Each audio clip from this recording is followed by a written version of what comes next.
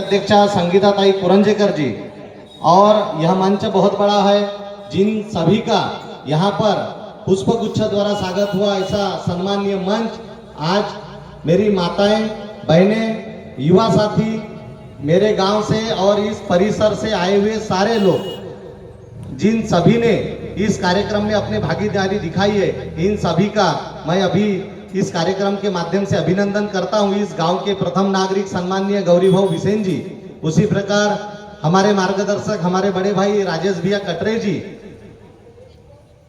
आज का यह जो कार्यक्रम यहाँ आयोजित किया, यह प्रतिवर्षानुसार बहुत ही परंपरागत तरीके से हर साल होता है, जिसमें सिर्फ नानवा के लोग नहीं तो आसपास के कम से कम 8-10 गांव के लोग इन कार्यक्रम को देखने जरूर आते हैं, क्योंकि यहाँ कार्यक्रम 2 पार्टी का होता है। यह भारतीय जनता पार्टी का कार्यक्रम है और वो जहाँ चालू है वो कांग्रेस का कार्यक्रम है।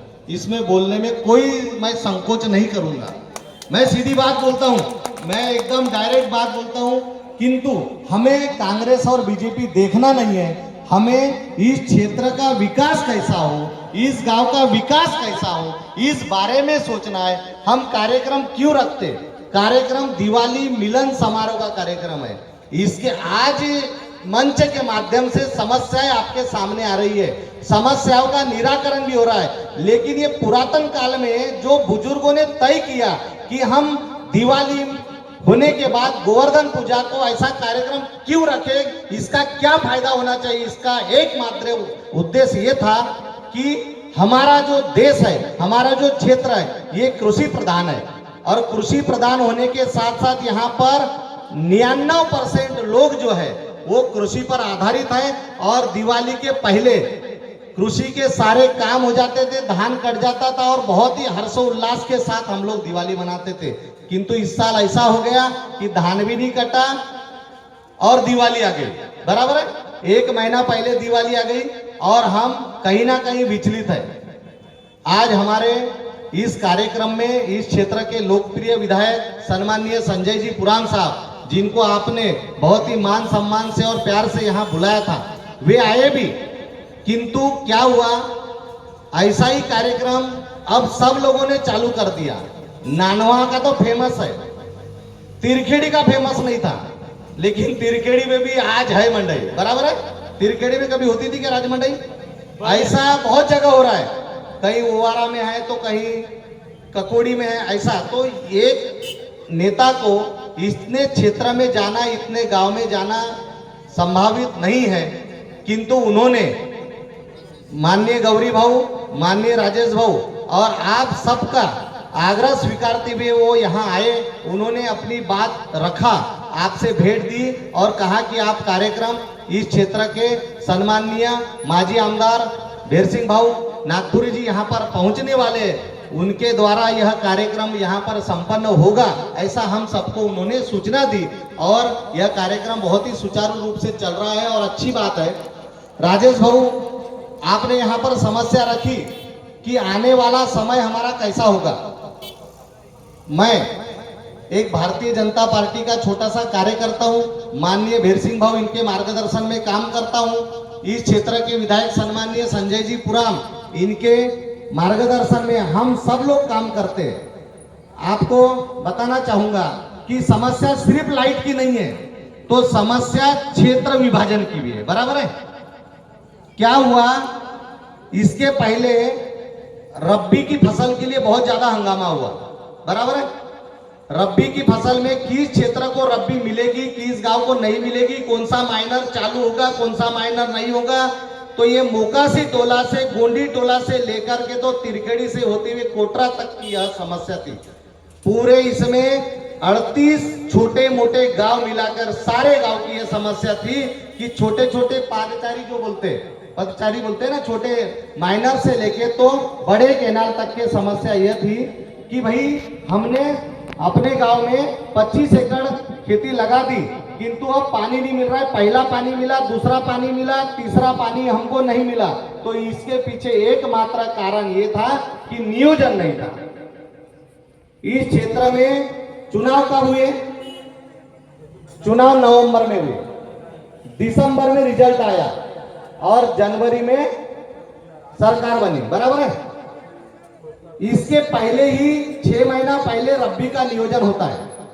रब्बी का नियोजन करने में इसके पूर्व विधायक सक्षम नहीं थे, जिन्होंने नियोजन किया नहीं। लेकिन मैं राजेश भाऊ और इस गांव की जनता, परिसर की जनता को, माननीय आमदार साहब इनके वती से, माननीय भेरसंग भाऊ इनके वती से, इनके तरफ से मैं आश्वासित करना चाहूंगा कि इसके बाद जब भी रब्बी का नियोजन होगा तो पूरे क्षेत्र के प्रमुख लोगों को, प्रमुख किसानों को बुला करके और इरिगेशन के पूरे अधिकारियों को बुला करके कि आपके पास पानी का कितना पुरवठा है, आप कितने लोगों को रब्बी दे सकते हैं, कितनी किसानी उससे सिंचित हो सकती है, ये सब नियोजन होगा। उसके बाद ही रब्बी की फसल लगेगी। उसके बाद दूसरी बात, जो इलेक्ट्रिक की समस्या, ये समस्या सेम जैसा इरिगेशन के पास समस्या है वैसी इलेक्ट्रिक विभाग के पास समस्या है। इलेक्ट्रिक विभाग के साथ भी हमारे नेताओं को, हमारे पदाधिकारियों को और वहां के अधिकारियों को बैठ करके और किसानों को बैठ के नियोजन करना पड़ेगा। और ये नियोजन का समय आने वाला बहुत ज्यादा हो गया तो नवंबर से दिसंबर में हम ये सब कर लेंगे। और ये करने की जवाबदारी हम खुद पार्टी की तरफ से और हमारे नेताओं की तरफ से हम लेते हैं। ऐसा नियोजन हमको करना पड़ेगा। रही बात ये रोड की, झालिया से यह रोड चालू होता है, पूरा रोड यहाँ 7.5 किलोमीटर का रास्ता है। झालिया से शिवटोला, बिंदली, गरुटोला, नानवा, नानवा, गोंडी टोला से गढ़माता, गढ़माता से रेलवे फाटक। कब बनेगा? सुनो ना, कब मैं बता क्या रहा हूँ, आप पहले समझो। ये रोड ऑलरेडी बजट में मंजूर हो चुका है। इसमें माननीय गौरी भाऊ का बार बार हमको फोन आता है। गौरी भाऊ मेरे को फोन करते, अर्चना ताई को फोन करते, भीर सिंह भाऊ को फोन करते कि भाऊ कुछ भी करो, आमदार साहब को फोन करते कि ये रास्ता कैसे भी बनना चाहिए। घोंसी की एक बहुत बड़ी समस्या थी ब्रिज की। घोंसी का पुलिया छोटे से 2 दिन के बारिश में ओवरफ्लो होता था। खोलगढ़ का आदमी घोंसी नहीं जा सकता था, दरबड़ा का आदमी नानवा नहीं आ सकता था। लेकिन उस ब्रिज की समस्या समाप्त हुई और ब्रिज का निर्माण हुआ।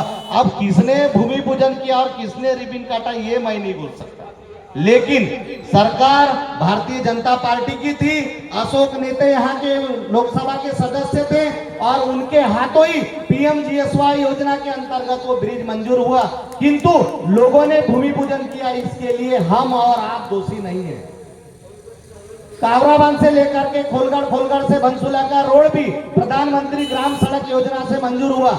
इस क्षेत्र के भी सांसद सम्माननीय अशोक जी नेते साहब थे, उन्होंने प्रधानमंत्री ग्राम सड़क में पूछ लो राजेश भाऊ को, राजेश भाऊ आपके गांव के भारतीय जनता पार्टी के हमारे नेता है, हमारे नेता गौरी भाऊ बिसेन है, हमारी नेता सम्माननीय अर्चना ताई है, इन्होंने कितने बार फलक लिया।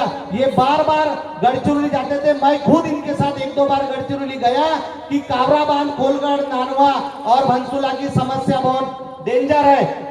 उसी समय माननीय खासदार साहब ने प्रधानमंत्री ग्राम सड़क योजना से कावराबांध, खोलगढ़ और भंसुला तक का रोड बनाया। अब रोड कितने उत्कृष्ट दर्जे का बना या नहीं बना, ये ठेकेदार की गलती है। अगर बराबर है रोड बना, लेकिन 2 महीने में ही कहीं ना कहीं गड्ढे गिरे। सबने निर्णय भी किया, हमारे खोलगढ़ के सरपंच यहाँ पर बैठे हुए, कावराबांध के सरपंच बैठे हुए, इनने बार बार बोले भाऊ ये रोड तो अभी बन गया, लेकिन इस रोड में पूरे तरह से गड्ढे गिर गए, ये रोड 6 महीने के बाद में जाने के लायक नहीं रहेगा। उसके लिए भी अभी हमने एक तकरार तैयार की है और प्रधानमंत्री ग्राम सड़क योजना के ऑफिस को ये तकरार दी है कि भाई आपका रोड अभी, तो उन्होंने ये बताया कि प्रधानमंत्री ग्राम सड़क योजना का जो रोड है उसकी गारंटी 5 साल की रहती है। यदि 5 साल के अंदर वो रोड खराब होता है तो उसको सुधार के देने की जिम्मेदारी संबंधित ठेकेदार की होती है। तो हमने बोले उस पर कार्रवाई क्या होगी। अगर उसने पूरा बिल निकाल लिया होगा तो विभाग के लोगों ने बताया कि वो 20% उसका पैसा सिक्योरिटी को छोड़ के रोका गया है। 5 साल तक के का मेंटेनेंस उसके तरफ है और उसको ये करके देना पड़ेगा दिवाली के बाद। अभी दिवाली निपट गई, इसके बाद उसको वो रोड रिपेयर करके देना पड़ेगा। और नहीं तो मैं आपके साथ में, जैसा हम ओबीसी के मोर्चे में साथ में गए थे, वैसा आपके साथ इस रोड के लिए जाके बैठेंगे। मैं खुद आपको आश्वासित करता हूं। बजट में सिर्फ रास्ता ही मंजूर नहीं हुआ, ये तो थोड़ा बहुत चल तो भी रहे हैं। कैसा है कि गौरी भाव कहीं ना कहीं से ईंटे के टुकड़े और जीएसबी डाल करके कहीं ना कहीं गड्ढे को बुझा तो भी रहे, लेकिन सबसे बड़ी समस्या यह कि बिजली से झालियां जा नहीं सकते आप। शिवटोला वाला रास्ता इतना डेंजर हो गया कि मोटरसाइकिल को छोड़ो, कार नहीं जाती, ट्रैक्टर नहीं जाता। तो ऐसी समस्या है, तो ये भी रास्ता बजट में मंजूर है। बजट में झालिया से लेकर के तो गढ़माता तक का रास्ता मंजूर है, 4 करोड़ का पुलिया मंजूर है। अब कुछ तकनीकी प्रॉब्लम के कारण, जैसा 25 करोड़ का पुलिया माननीय नितिन जी गडकरी, देश के परिवहन मंत्री, सड़क निर्माण के मंत्री, इन्होंने यह रास्ता सीआरएफ केंद्र की योजना से मंजूर कराया, लेकिन इस क्षेत्र के कई ऐसे नेताओं ने अपने बैनर लगाए, देखे ना आपने, कि हमने मंजूर कराए। अरे ये बात पॉसिबल ही नहीं है। जब गडकरी साहब वहां हैं तो भेर सिंह भाऊ जाएंगे तभी मंजूर होगा, कोई दूसरा आदमी जाएगा तो मंजूर होगा क्या? ये बात आम आदमी को समझने लगी है। रही बात तीसरी, राजेश भाऊ आपने बताया, अभी इसके पहले माननीय आमदार साहब इन्होंने एक दलित बस्ती का रोड यहां पर कर दिया, जिसका भूमि पूजन वो करने आए थे।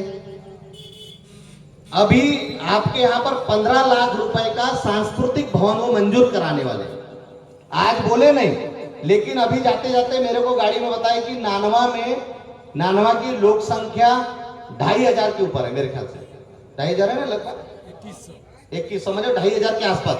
यहां पर 15 लाख रुपए का सांस्कृतिक भवन मंजूर कराने वाले हैं, और वह सांस्कृतिक भवन महिला बचत घट के लिए जितने सीआरपी के संघ होंगे, उन सारे संघ को एक कार्यालय के रूप में वह माननीय सरपंच साहब आपकी ये जिम्मेदारी होगी कि जिस दिन वह सांस्कृतिक भवन तैयार होगा आपको उनको हैंडवर्क करना पड़ेगा।